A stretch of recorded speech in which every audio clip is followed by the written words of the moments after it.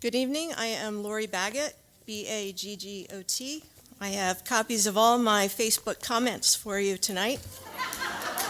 Save a little money. I'd like to start with, I talked to somebody at the Civil Rights Division today, from the state of Michigan and Dana Nessel's office. I am formally providing you notice of the intent to petition Governor Whitmer for the removal of this board, which she has the power to do.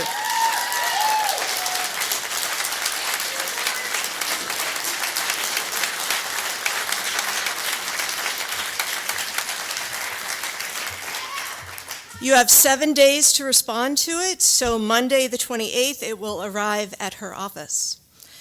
I'd like to remind you of since we were talking about the law, of the bylaw specifically, 0134, duties and responsibilities of the board members. Board members are elected to serve the interests of the school district and the entire school community. These interests may not be subordinated to any partisan principle, group, or interest. Not firing employee Deb Fragamino and ultimately her supervisor employee Robert Shaner is a breach of your duty and responsibility as board members. You are putting the interests and friendships or whatever it is of these individuals above the interests of the school district and the entire school community, and it puts you in breach of the duty and responsibility as a board member.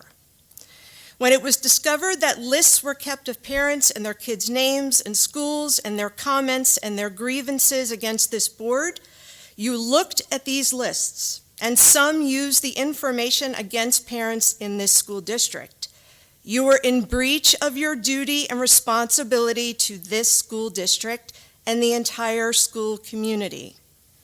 When you paid an attorney to send out cease and desist letters to parents in this community in order to get them to shut up about actions you were taking, and ultimately it led to a federal lawsuit against members of the board and employees of Rochester Community Schools, and these employees and people are still sitting here, you are in breach of your duty and responsibility to this school district and the school community.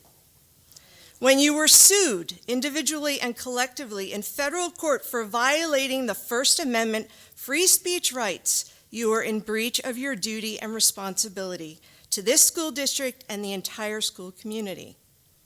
When the Supreme Court of the United States allowed for nominal damages in the case of a free speech violation in 2021, it did so because the damage had been done to a constitutional right. And unlike the plaintiff in the federal lawsuit against you, the public's damages cannot be measured in dollars.